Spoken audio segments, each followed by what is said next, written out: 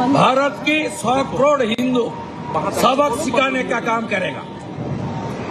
उन्होंने 4-5 दिन हम लोग को साथ मुलाकात नहीं किया।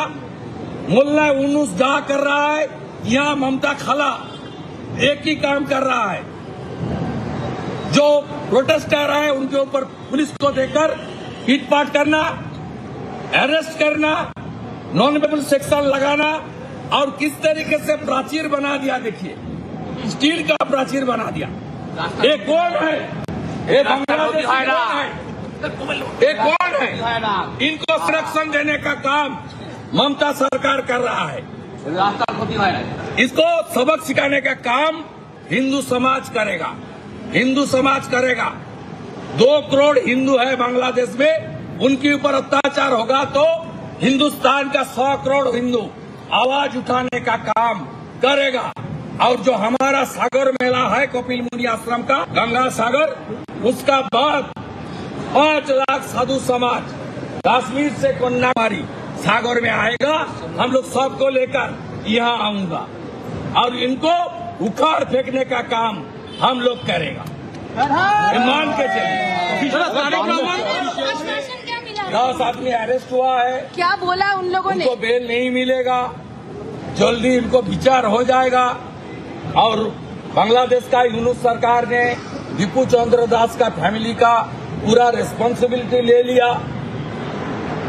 और आने वाला दिन में ये लोग हिंदू के ऊपर अत्याचार, माइनॉरिटीज के ऊपर अत्याचार नहीं होगा। বিক্রম মন্ডল এদের উপরে আমরা একের পর এক ঘটনা ঘটছে, বিচার কি পাবে? লোকটা এই মাং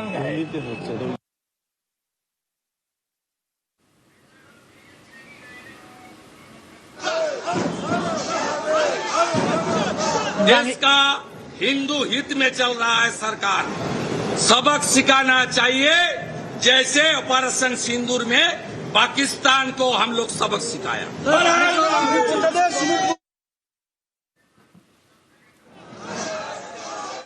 আর এবার যে খবরে নজর রাখবো, ডায়মন্ড হারবারে শুরু শুনানি। এসআইআর শুনানি শুরু ডায়মন্ড হারবারে। একেবারে ঘোষিত দিনের আগেই শুনানি শুরু। আরো ডিটেল আপডেট জানাতে পারবে আনিস, রয়েছে আমার সঙ্গে। আনিস, দেখো, আগামী কাল থেকেই অর্থাৎ 27 তারিখ থেকে কিন্তু রাজ্য জুড়ে এসআইআর যে শুনানি তার কথা ছিল, কিন্তু সেখানে ডায়মন্ড হারবারে এখানে কিন্তু আজ অর্থাৎ ডায়মন্ড হারবার 2 নম্বর ব্লকে এই শুনানির কাজ শুরু করা হয়েছে।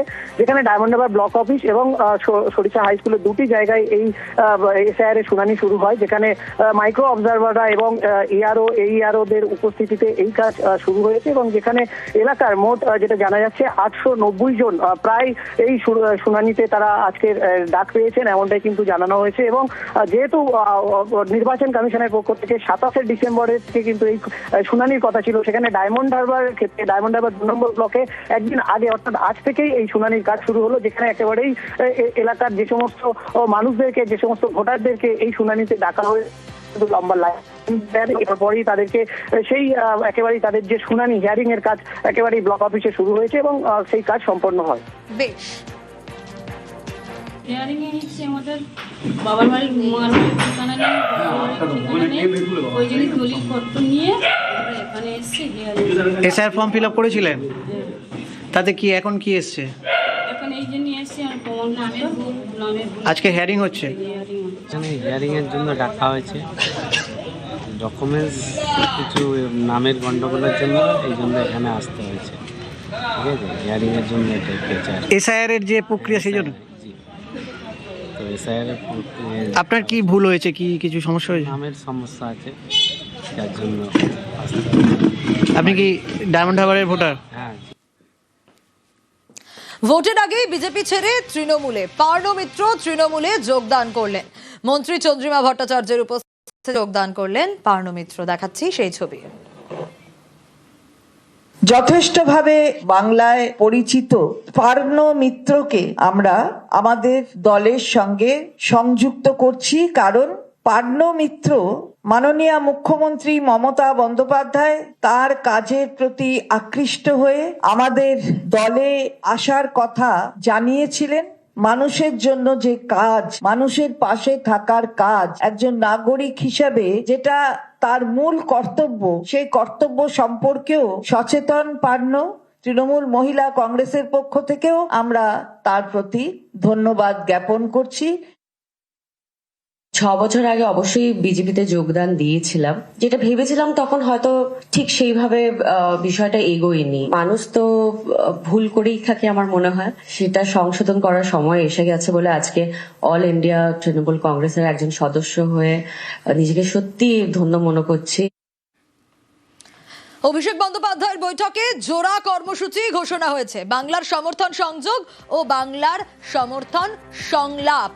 এখনো পর্যন্ত বৈঠক চলছে বলেই জানা যাচ্ছে। কি আপডেট পাওয়া যাচ্ছে, কিভাবে এই কর্মসূচি ইমপ্লিমেন্ট করা হবে, আরো বিস্তারিত আবির জানাতে পারবে বিষয়ে। আবির,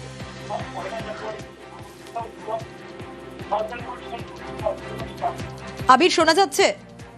তোমাকে জানিয়ে রাখি যে ইতিমধ্যেই যেটা ঘোষণা করা হয়েছে,